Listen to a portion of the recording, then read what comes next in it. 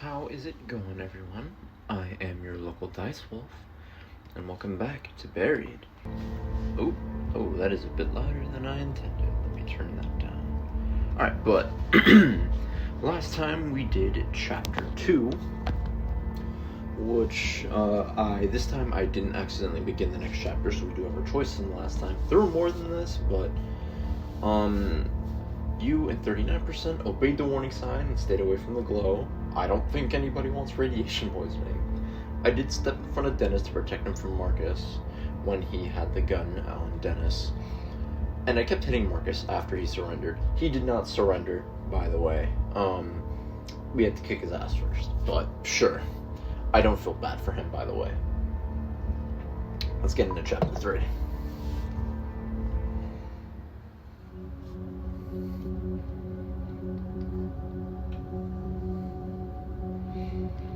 We follow Marcus into what I can only describe as a control room of sorts.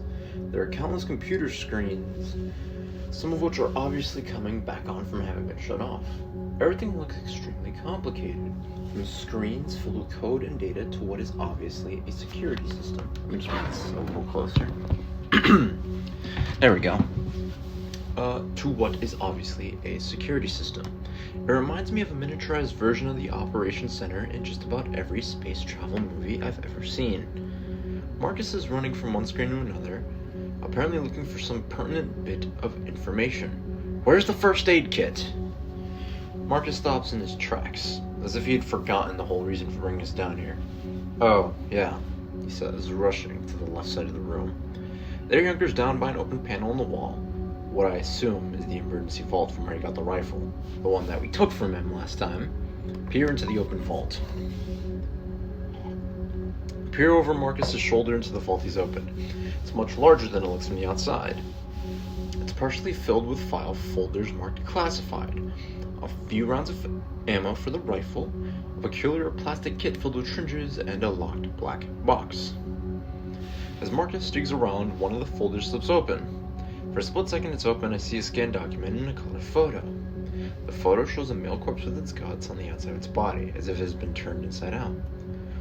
There's also a massive swelling on his head, like his skull is about to explode. Marcus slaps the folder closed, and I turn my attention to one of the syringes. It's filled with a violet-colored fluid that, while rather pretty in color, looks deadly. Marcus pulls out the first aid kit and turns around. When I look back to motion Dennis over, he's paler than ever. Come on, I tell him. He's not moving from the place on the floor where he sits against the wall. I slide the first aid kit over to him and go scrambling to his side.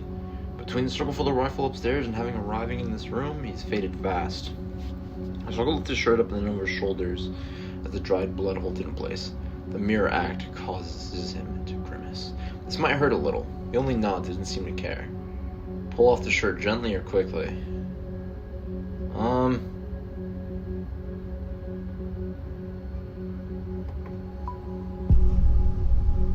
That was an important choice. You decided to pull off Dennis' shirt gently. I lift the shirt off gently and it makes a sucking sound. There's so much blood that the moisture tries to keep the shirt pulled to him. He lets out a little moan but seems to relax in spite of his injuries. With the shirt fully removed, the extent of his injuries becomes clear. His wound is more visible now, although it's partially hidden by the blood that has started to clot around it. My medical knowledge is slim, basically just a bunch of basics I learned in Boy Scouts. I look over to Marcus hopefully and ask, "You have any training?" "Zero. Sorry." It's just as well, I guess. He's far too concerned with what's happening on the monitors to be much of help anyway. I start by taking out the several rolls of gauze within the kit and wipe as much blood as I can away from the wound on his side. It's even worse than I'd figured from the start. The gash is deep and dark. I'm pretty sure it's infected too. He's going to need stitches, that's for sure, but I have no idea how to even start that. Besides, I don't see the tools for it in the kit. When I splash rubbing alcohol over the wound, he responds with a hoarse yelp of surprise, but nothing more. His eyes are locked on me and he looks appreciative, but he's also scared. Be honest, how bad does it look? Do you think I'll live? What? Why is he asking that like he's about to explode? I mean, infected, yeah, that's probably not ideal, but get him some antibiotics and Probably get that stitched up, and it'll take a bit of time to heal, of course, but you'll be okay. You're not gonna die from it. You chose the comfort dental. Good to know, because I sure don't feel like that. You've been through hell. I think it feels worse than it actually looks. Thanks, that's a relief. I won't lie, you're gonna have a scar. I say, trying to be funny. He chuckles a bit, but there's no humor in it. He rests his head against the wall and closes his eyes as I finish up. I place one layer of gauze against the wound and bind it with medical tape. I then reinforce it with a second layer. I know it's meager, but it's all I can do. Thanks, Roger, he says, actually managing to force out a smile. I feel a lot better. I think I'll be fine. I'm not so sure about that, but I'm glad I was able to encourage him. I look back to Marcus, and he's looking back at us, deep in thought. Are these first aid kits all you have in this facility? If there's something better, I don't know about it. I noticed then that his defensive posture is no longer there. Something is different now, a slight change to his demeanor. He's seen something on those monitors that has him frightened, more than he already was before. What is it? What's wrong? Let's drive around the room, and it's obvious that he's trying to decide whether or not to tell me the truth. I'll just look myself then. Rather than wait for him, I get up and scan the screens behind him, seeing if I can find any clues as to what I had missed moments ago. For a few moments, I see a few things that even I can comprehend hidden in the complex information on most of the screens. On the screen, I see what looks like a power meter that is slowly climbing upwards. A single message flashing beneath it. It reads, "Unexpected power failure for an entity." Another message trickling along the bottom of a black screen says, "Safety locks on level 3 containment doors engaged. Override." I see still scenes on a few of the screens that I assume are security cameras showing hallways and passages from elsewhere in the facility. One of them shows the first level hallway we were on just moments ago. Another shows a hallway I don't recognize. The floor is covered in blood. From just off the screen, I see what I think might be a human body, but it's bent in an impossible way. It looks like the body's legs and torso have somehow been merged or melted into the floor. What happened to that person there? He isn't there. I don't think he's gonna know. So let's ask him something he probably does have an answer to. What's wrong with the systems? The place has backups for its backups. It's not ever supposed to suffer a full electrical shutdown. What does foreign entity mean? I ask, hoping he has a sane answer. Sorry, I took a drink and my tracking cut off for a minute. I have no idea. It keeps coming off and on. Whatever it says, it keeps entering and exiting to set off the sensors. What the hell? There's something still happening. We're still in danger. He turns away, clearly fearing he has already said too much. And as bad as that is, there's a scene on another monitor that makes my blood go cold and my fears spike to levels somewhere near terror. The scene is very familiar. It's the logging site.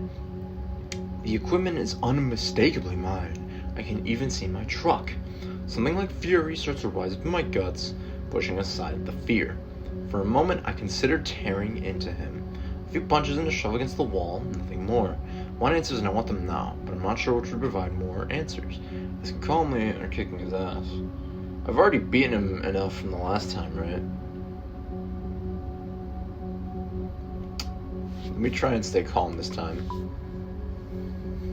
Could you please explain to me why you've been spying on my crew? My anger is prodding at me and I have to hold it back again. It's near the surface, demanding a release. It was part of my job, mine and a few others. Your crew has been watched ever since you set up your equipment. Why? Because you're working with heavy equipment, some of which digs into the ground, less than a mile from a secret government facility. I had no idea of that. How could I have known? He gives me that same crooked, trembling smile that is beginning to creep me out. Because there are those things that draw attention in this place. You have no idea how secretive this facility is. Besides, I know that the higher-ups looked into it. Your site isn't on government land, it's shy by about 300 yards. Every piece of your equipment is on private property. The timber tract you purchased from Mr. Gladstone 2 months ago. So even if we wanted to intervene and keep your crew away, we couldn't have without stirring up a fuss. The fact that someone with such a low-level clearance knows this much about my logging crew is unnerving. If you've been watching us, why didn't you recognize us when we met in the hallway? He shakes his head and exhales like it's obvious. The cameras have a bird's eye view. We can't see faces, we just track bodies and names. Stay calm.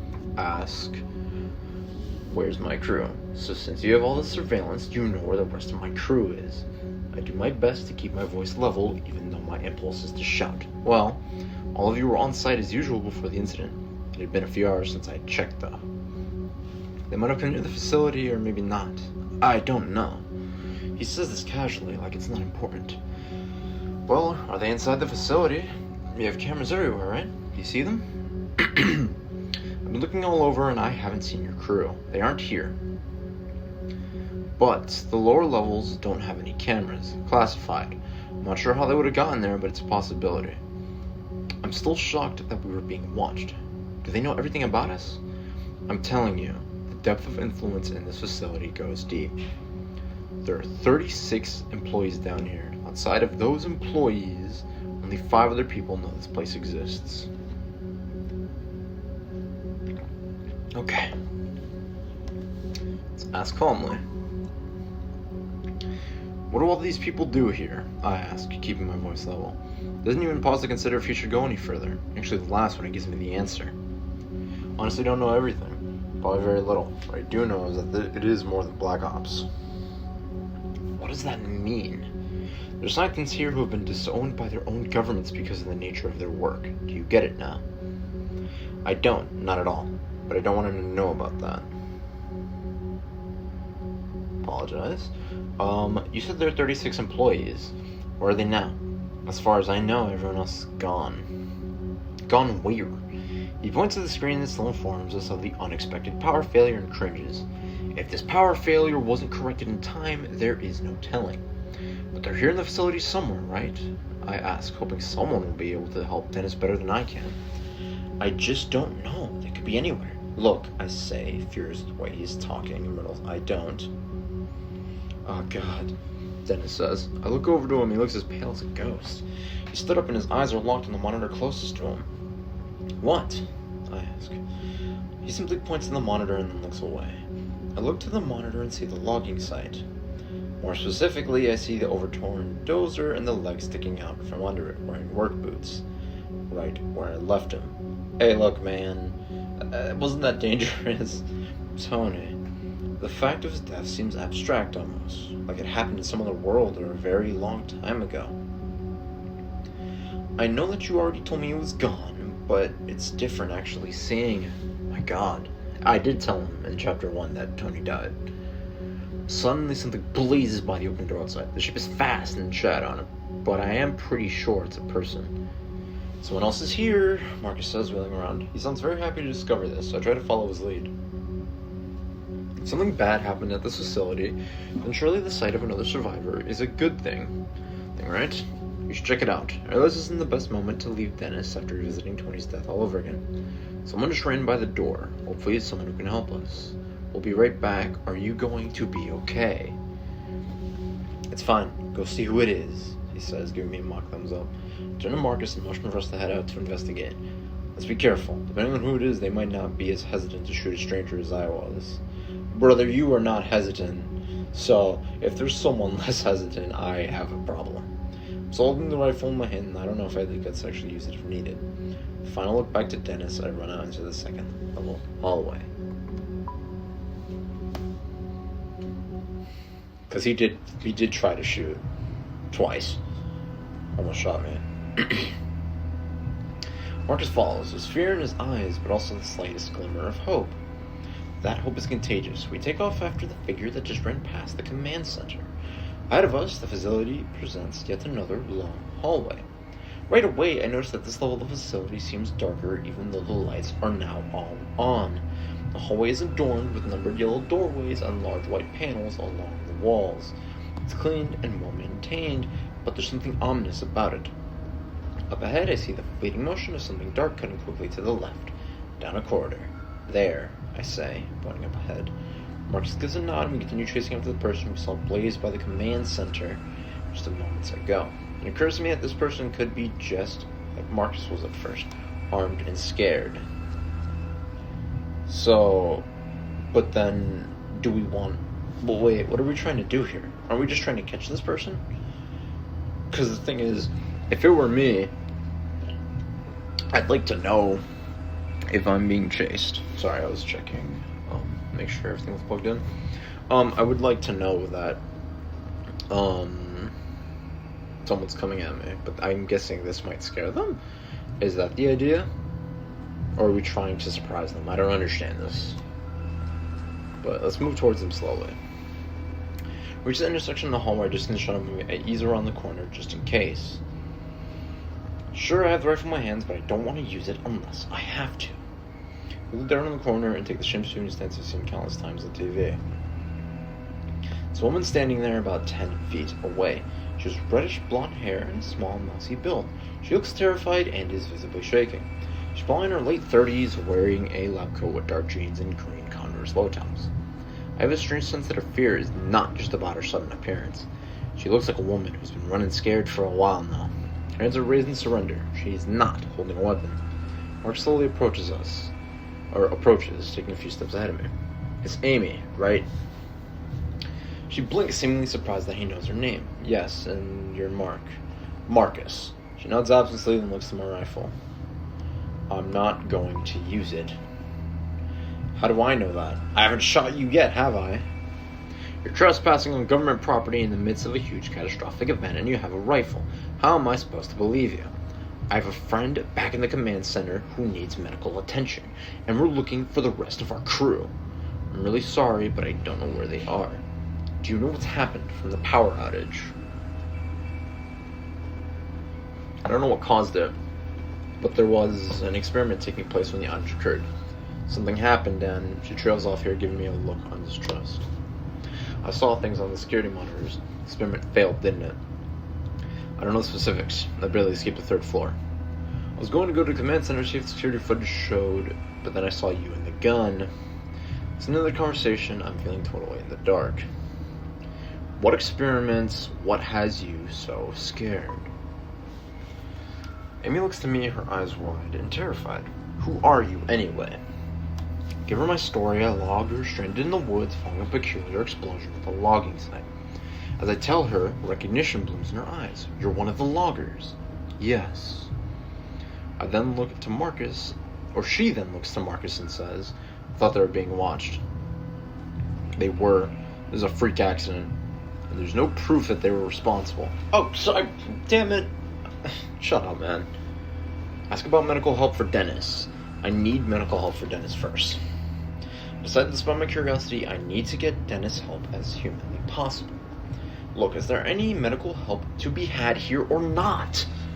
Probably not, but you'd have to find... Or probably. But you'd have to find Colonel Barksdale. He knows where all those sorts of supplies are. Where is he? Where's everyone else?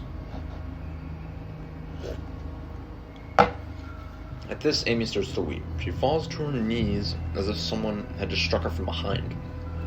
Gone, she says. Some were killed and some were just... I don't know. They disappeared in front of me. Disappeared? Yes.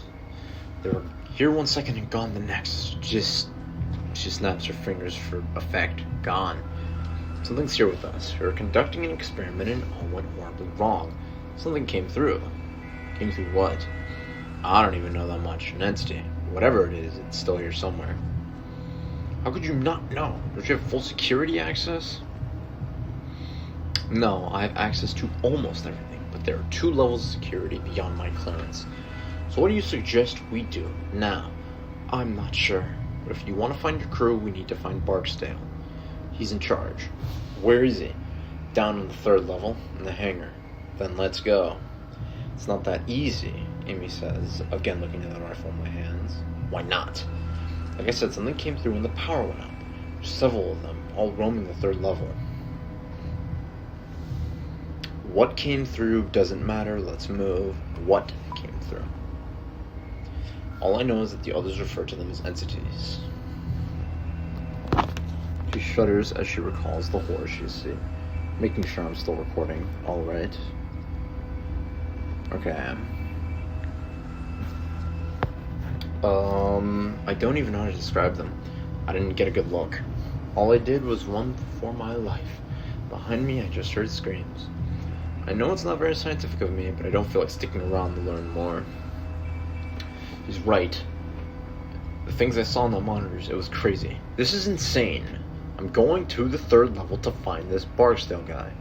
Thanks for your help. Wait, I'm sticking with you. We want to get out of here. We have to find Barksdale, right? Yes, but Barksdale's on the 3rd floor. It's too dangerous to go back there. I figure I'll let them make their own decisions. In the meantime, I start heading back to the command center to get Dennis. Before I get there, I hear their footballs behind me, getting closer. I give Amy a questioning look and she quickly looks away, clearly torn. Neither one of you know your way around here. Looking for Barksdale on your own would be suicide. Like it or not, she has a point. Fine, then let's go get Dennis from the command center and head down together.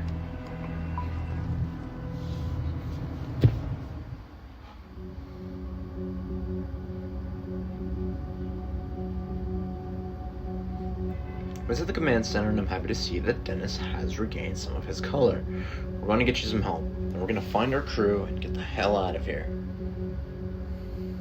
More help would be great. With the way you took an hour to get my shirt off earlier, I'm not letting you touch me again. Ha ha ha. Wait, maybe one of us should stay here with him. I'll be okay. He stands to his feet with a grunt. You don't know what's out there. I saw them. I saw what they can do. This facility is not safe. Well, clearly there aren't any of them on this floor. Sure as I'll hope not. Let's ask. I'm not sure, but they're down on the 3rd floor, so we'll need to be careful. Marcus looks a little hesitant, but nods his agreement, and the 4 of us exit the command center. Heading back out into the hallway, I look back to the monitors. I take one final look at the screen that shows my wrecked logging site, and then I feel a pang of sorrow. I then look to the other monitors showing live feeds of facility security cameras. I try to tell myself I'm not looking for any sign of Amy's creatures, but I can't. That's exactly what I'm doing, and there's no need to pretend otherwise. We head back through the hall and towards the elevator. The tension exists between us is like a physical presence.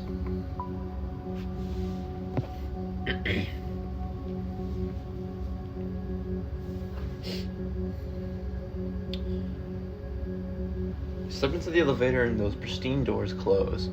Inside the elevator, Amy seems to be much more guarded and distant from us. I want to assure her I mean her no harm, but I'm also not going to put the rifle down. For good reason. So you have pretty high clearance in this place, right? That's right. So what kind of experiment are we talking about? What went wrong? When she starts answering my question, I can tell that's something of a relief for her to get some of it off of her chest. There's been a lot of work on a project taking place over here in the last 3 years or so. The purpose is to find out if there's any real viable science behind point-to-point instantiation. Wait, what the hell? Wait, no. Instantiation, sorry. That's a weird word. Like teleporting. Oh my god, I had no idea. I knew there was some weird stuff here, but nothing this insane. It's not really all that insane. We found our first major breakthrough about 9 months ago. We were able to transport a live rat from its cage on level 3 to a small lab in New Mexico. The trip took the rat 5 seconds. Are you kidding me? Dennis says, I can tell that he wants to sound as if he's mocking the idea, but he fails. He's scared. Not at all. The problem is that when the rat arrived, its retinas were detached and its intestines were on the outside of its body. Did you ever perfect it? What does this have to do with us now? What does this have to do with us now? Well, about 6 months ago, we successfully made that same experiment. The rat arrived in great health, and this time in just 3 seconds.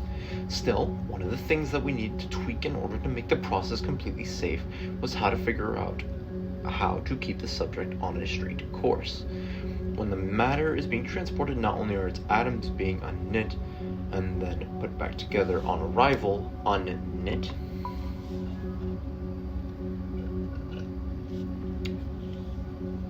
yes, deconstructed and translated through space. It's the only way we know how to do it right now. But the issue, as I said, comes in keeping the deconstructed object on a straight course to its destination. When the process occurs, we are deforming space-time. we are creating a shortcut through space. Why exactly? Because there are many more dimensions in space than the 3 that we exist on. There's some evidence that there are as many as 10. So when you send that rat to New Mexico, it's traveling through another dimension to get there? Basically, and because of that, we were trying to get a better understanding of what these other dimensions are capable of. Things that a great deal of the population would be scared of if they knew what we were doing, hence all the privacy. Then today, the power went out right as we were in the middle of an experiment. She's speaking with the authority of someone who knows what she's talking about.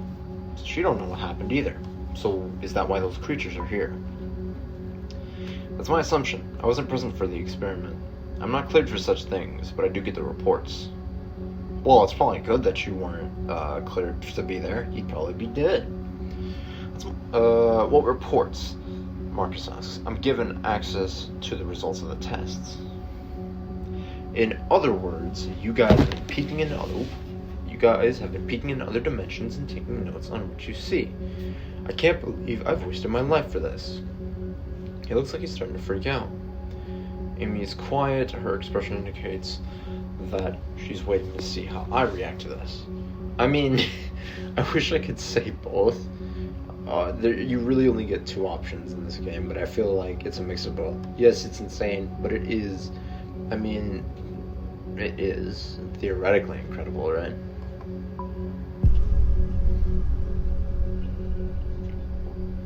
Thank you. You were impressed by Amy's work, so this is like interdimensional stuff, I ask. In a way. Marcus, on the other hand, is incredulous. I don't want anything to do with this. All this time I've been working for... That's cruelly, and the sound of it makes my blood go cold for a moment. Just a single level beneath my feet, you assholes have been tearing apart space and time. When the elevator doors open, I can't get out fast enough. The tension is growing way too thick for my liking. Outside the elevator, we step into what appears to be a massive industrial area. The carnage waiting for us is unlike anything I had seen in the upper levels.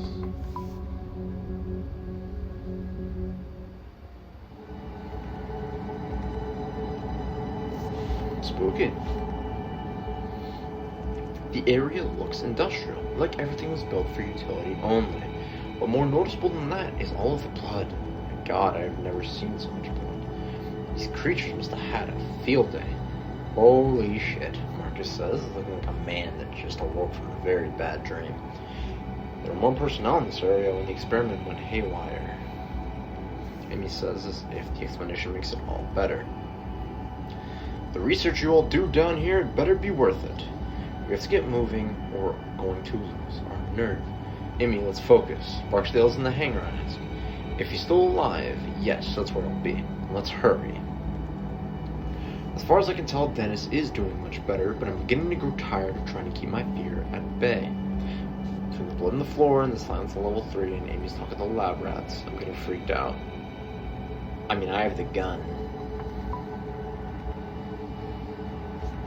4 of us start walking ahead with me in the lead. We stop when we come to remains of what looks to be 3 different people. It's hard to say how many bodies there were because they have been torn to shreds and are distorted. 2 of the bodies look as if they have been fused together. Another man looks to have had his leg welded through the floor. I can see this man's face. He died in an abject state of horror. Mouth pried open in an internal scream. I don't think investigating is going to do us much good. It doesn't seem like something we'd understand easily anyway, so let's keep moving. It's simply too much. Worse than that is the fact that we have just started our journey through level 3. If something worse is waiting up ahead, I don't think I'm going to be able to make it. Dennis slips up beside me when he speaks. His voice is soft and flat. What in the hell could do that to someone? He asks. Things I saw, they could do it pretty easily, I think. She looks pale, and I think she may pass out at any moment. Tears spill from her eyes, and she is visibly shaking. But she soldiers on, looking back to me and stepping to the side of the gruesome carnage. Her eyes go to my rifle, and she does not look very hopeful. You good to go? We need to move on, but for some reason I can't take my mind off the scene.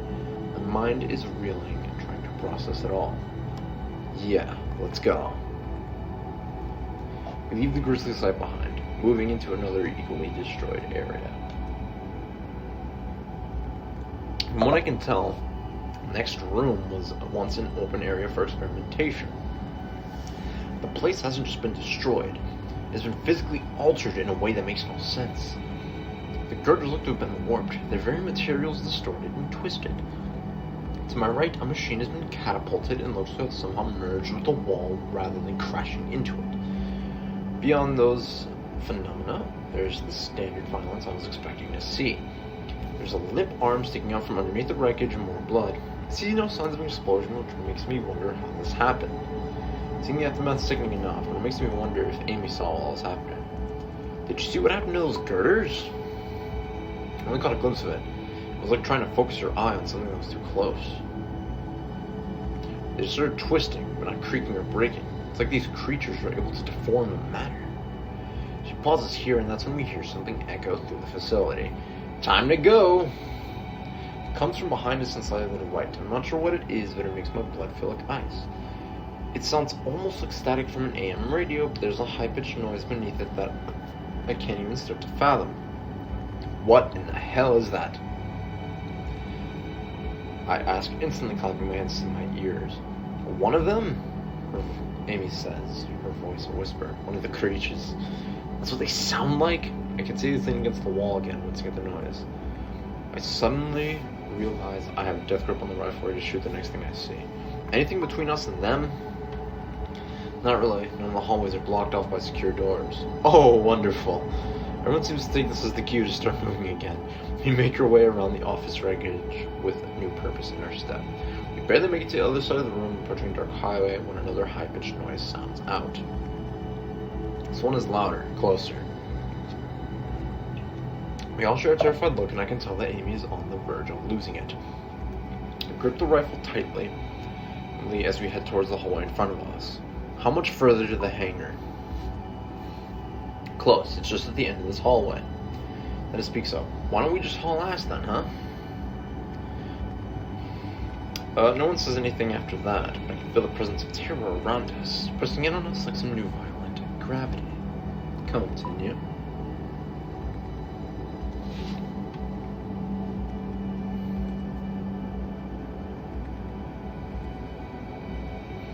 Small utility hallway is well lit. It looks as if it was designed to only be used by select maintenance workers. What goes on in this area? I'm looking at Marcus as I ask the question, but he only shrugs in response. She might know. I've never been down here before. It's just a utility hallway, but at the end there's a maintenance room. There should be a gun or two in there. It's also the most direct path to the hangar entrance. As I walk quickly and quietly down the hall, I take a glimpse ahead and I feel the hair on the back of my neck stand on end. The lights become sparsely placed, and it's impossible to tell just how far the hall extends into the darkness. This hallway has the occasional trace of bloodshed, but nothing like the main area we've come from. Well, fair enough. I doubt most people would go into a tight hallway, hey? But, we continue down. What had happened to my voice there? I'm sorry, it just processed. Anyway, we continue farther down, just as I begin to see what looks like a large metal door further ahead, I hear another shrill sound. How many of these things did you see? 3, but that's just what I saw. There could be more. What do they look like? Yeah, what are we dealing with? I don't even know how to explain them. Monsters, it's the only word I can think of. I'm sorry as well, I just need to adjust the audio. It feels a lot louder to me than it might be in the video. I just need to lower it. I hope it hasn't been too loud in the video either, but it's just driving me. That is better, okay. Just hope it hasn't been too loud. I have it lowered in OBS, but fucking hell. I don't even know how to explain them. Monsters, that's the only word I can think of. My mind seemed to struggle just to understand what I was seeing. They're big and they seem to jerk around every few feet or so. They look like they're made of light. That's about all I know for sure. You know, my ex-husband always said I'd let my work kill me. She says, unable to stop herself. I mean, I doubt he imagined this exact scenario, but still. As we make our way to a hangar door, Another high-pitched noise rings out, angrier now. Amy stops walking, causing all of us to stop and turn to her. We have to do something that slows things down. No, there's no time. We need to distance ourselves and get to the hangar fast. There's an old hydraulic door sitting on the wall right here. Hasn't been used for years, though. She looks to me, pleading her case. Together we might be able to pull it closed behind us to keep those things back. Those old hydraulic doors weigh a ton. There's no way it'll work. Roger, what do you think? I'll have a harder time getting to us if those doors are locked. Look, we need to get to the hangar now. But if we close the doors, they're not going to come after us anyway, right? So, let's stop and close the doors first. I decided to try and close the doors. Damn it, we don't have time for this. Amy ignores him, starts feeling along the hallway for a groove. Dennis and I start looking as well. A minute passes, then I see a small metal frame that runs from the door to the ceiling. Or from the floor to the ceiling. Is that it? Yes. Look to the floor and see an old metal track that runs along the frame. Let's move it. Amy, Dennis, and I start pulling as hard as we can, but it barely budges an inch. Behind us, the little static noise rings out again. Art seems to stutter and Mark lets out a little whine. Running out of time, we need to go. Those things are getting closer every second. Then help us. Then help us, you idiot. It won't make a difference. Shut up and help us, and then we'll find out. Marcus walks over and grasps the door. We all groan as we strain to pull. It starts changing slowly and then begins moving steadily. Once we get it started, it slides easily. As we near the end of the wall, closing off the hallway behind us, I think I can see the merest glimpse of an odd, illuminated shape in the darkness. It's cut off by the slight thump of the hydraulic door being pushed against the frame in the opposite wall. Amy turns a lock into place.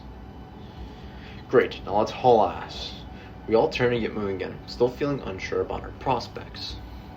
The fact is, there's another shrill noise that sounds out elsewhere in the facility is not calming. Then there are two of them. It's almost like they're calling out to one another. The doors to the hangar sit up ahead, like the entrance to some enormous labyrinth.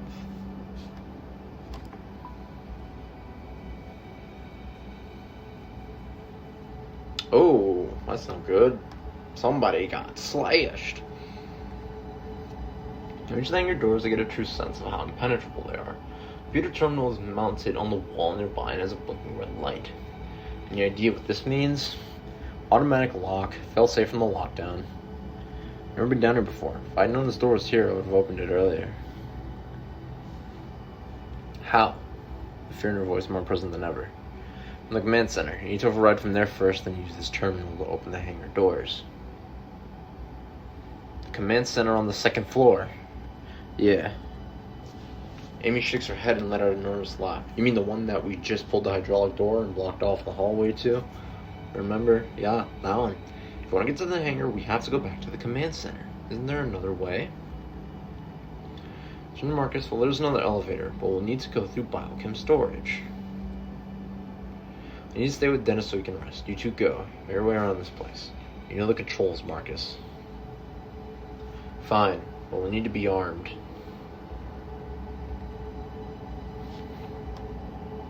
Why would I give this guy the gun? Oh no. Handing me the rifle and she turns to go. Marcus gives me a concerned look but follows along behind her. Let's say me and Marcus make it a good distance on the hallway. Dennis lets out a nervous laugh. And then there were two. Dennis looks much better, but he still needs to use the wall to stay standing. Didn't Amy say that there are guns and emergency kits in the maintenance room near the hangar doors? Yeah, I think so. Dennis is looking exhausted. Take a look ahead and see a door to the right that says maintenance. Might as well give it a try. I go to the door, try to open it, and find that it's locked.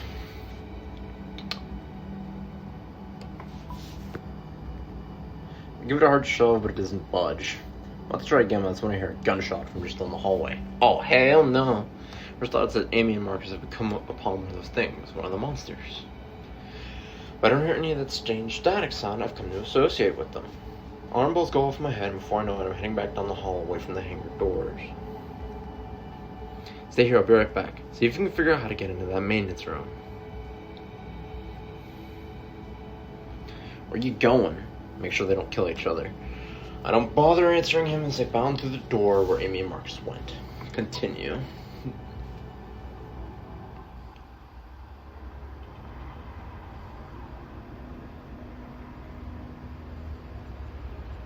As I enter the biochem room and start walking between the massive silos, I wonder what classified chemicals could be inside them. I'm fully expecting one of Amy's creatures to come flying out of the intersection of halls up ahead. I think overhear a woman's voice. It's Amy. Stop. Let go of the gun. I ran so fast that I almost tripped over 2 people in a life or death struggle. My mind tries to process what I'm seeing, but it makes no sense. None at all. Marcus is wrestling with Amy, trying to take her gun away. When this doesn't work, he throws her to the ground and starts choking her. Her face is turning purple and his eyes look like they might pop out of her head. Marcus seems to be coming out of the hallway, but acts as if what he's doing is perfectly normal. What the hell are you doing? No, stop him first. Stop first, ask questions later. I start rushing towards him before I really know what I'm doing. Bring my fist down in a hard arc across the bridge of his nose and am rewarded with a sick, cracking sound. He cries as he falls to the ground, looking at me as if he doesn't understand why I punched him. What? On the floor, Amy clutches at her neck and gasps for breath. There's the fear that I was a moment too late just to see the rifle has been thrown across the floor. Or seems to notice this at the exact same moment I do. Go for the rifle, hit him first. Deliver a surprisingly strong blow with my right hand, clipping his chin from my awkward position. In the process, planning new just to hold him down, or his left foot comes out of nowhere, landing hard. Shit. This kid catching me squarely in my ribs and knocking the breath out of me. What the hell are you doing? By killing her, I'm saving all of us. All of this was her fault. I sense they truly believes this, but if that's the case, why not just attack her when we were all together? The answer's simple. We might have stopped him. He wanted to kill her in private. And then what? Would he have done the same to Dennis and me? It was fitting. When we first came upon Marcus, he held a gun on us. I'd been so relieved to see another human being that I had underestimated just how unhinged he was. Marcus and I both dive for the rifle, still laying on the floor, and I start wrestling for possession. I'm not confident I'll come away with it. As I struggle, he starts inching the muzzle of the gun towards my face, a position I do not want to be in. I start pushing back hard. But if this thing accidentally fires, I'm not sure where I prefer the bullet to go, especially in this room full of chemical takes. You are so right. I grunt as I push the muzzle towards his face. Realizing he's literally looking down the barrel of a gun, he dusks his head out of the way. This makes him lose leverage, allowing me to yank the gun from his grip. I get to my feet as quickly as I can, swinging the rifle back around on him. For a moment, I think I've knocked him out, but his eyes flutter and he looks at me as if I betrayed him. Her people. It was them that did this. She deserves to die. She did this. I looked at Amy and wish I could help her. I'm relieved to see that she's managing to draw in a few breaths. Her legs move as she tries to push herself into a sitting position. You wouldn't know. You didn't work here under their secrecy. You don't know what it was like to... Surprisingly, you're lunging towards me, leaping from the floor like a human projectile. I don't have time to aim carefully. I have to react fast. Move. Dodge. I don't need to shoot him. His aim is poor and his strength is failing, so I dodge him easily. I don't want to have a gunshot go off and alert those creatures to where we are. Making our jab of the butt of the rifle striking him in the chest. Something crunches and he lets out a whoosh of air. He crumbles for a moment, then goes to his knees. He roars in pain on the floor. Only after a few moments I realize they're not purely screams of pain. The bastard is calling for them, calling for those creatures to come for us. This place is evil, along with everyone involved. If you're taking her side, then you deserve to die too. If you want to stop me, you'd better do it now, you coward. You coward! The ridge in his eyes is Amy, as well as towards me for stopping. It makes me think I'll deliver on his threat. You coward! I raise the rifle again, every urge in my body, wanting to make sure he doesn't come back to bite us. But I am not a violent man. I could easily kill him and just leave him behind. Why would I... Wait, why would I let him... I mean, I get that, but... He's gonna get us into bigger problems. Then again, we could just leave him. If he's calling for those things, they're just gonna come and kill him anyway, right?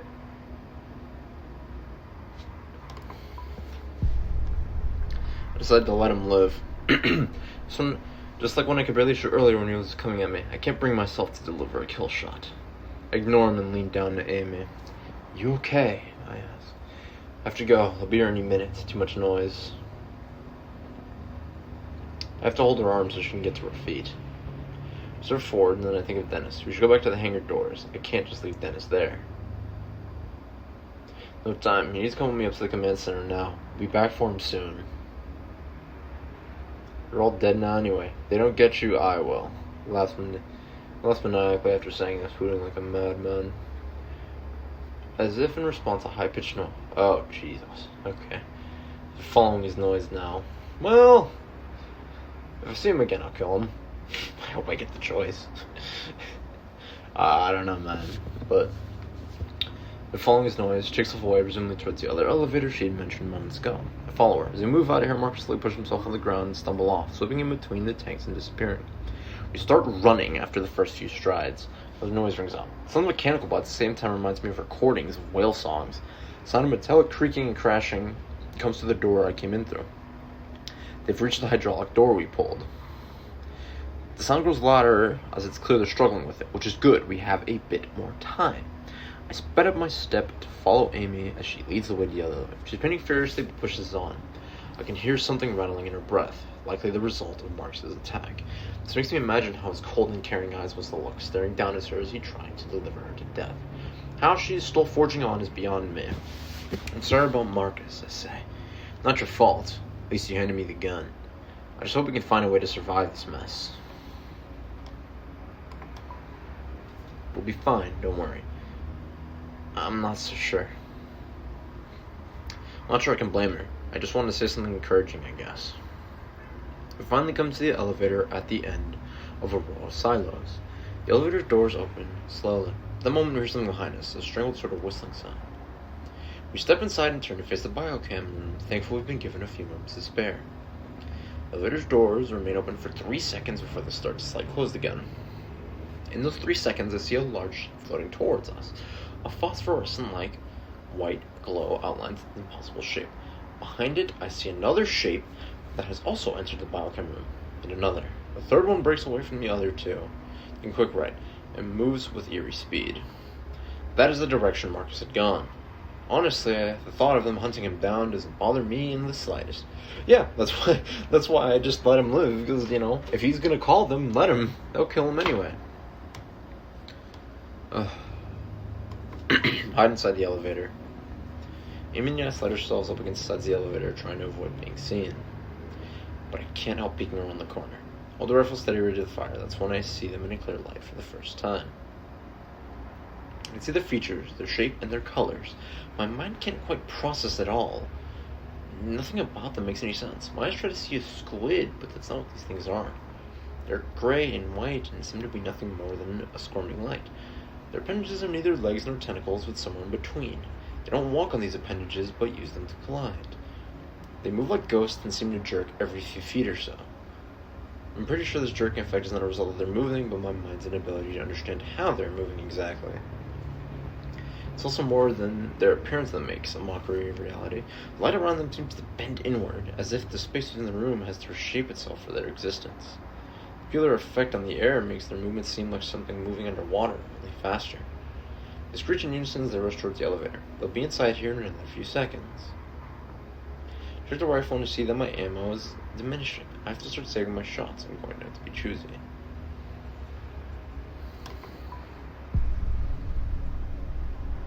You decide to conserve your ammo. I keep advancing. Even though I know the doors may not close in time, I manage to keep my cool and avoid firing off any more rounds. My finger itches to pull the trigger, but I resist. I'm not even sure if a gun would affect them. Finally, the elevator door closes. The creatures wash against the other side of the door and make an electrical noise and crying out in anger. Tips of the spider-like appendages poke through the wall in the elevator door, but for some reason they can't get all the way through. Good. Amy screams this and crawls into a ball in the far corner of the elevator, crying. I say nothing to her. Just clinging to the rifle, hoping these creatures don't find Dennis as he waits by the hangar doors where I left him. For his sake and ours, we need to get them open now. End of chapter 3. That was the longest one so far, by the way. 49 minutes. Holy hell. The blunt truth. I told Dennis he'd probably be fine. Sold him down. I sided with Amy on pulling the hydraulic door. Who to trust? I gave the gun to Amy. For good reason. Murder and mercy. I left Marcus alive. An hour later. I can save my bullets for later instead of shooting the creatures. Whoa, holy hell. Why is this game so long? I didn't realize how long I've been recording for. I hope my audio is still going. But, you know, it's been a long day. I still have one more thing I want to record today. I have I have Tomb Raider that I want to do next. So, I'll be back for that soon. But, as always, stay smart, stay safe. I will see you all later next time. Bye now.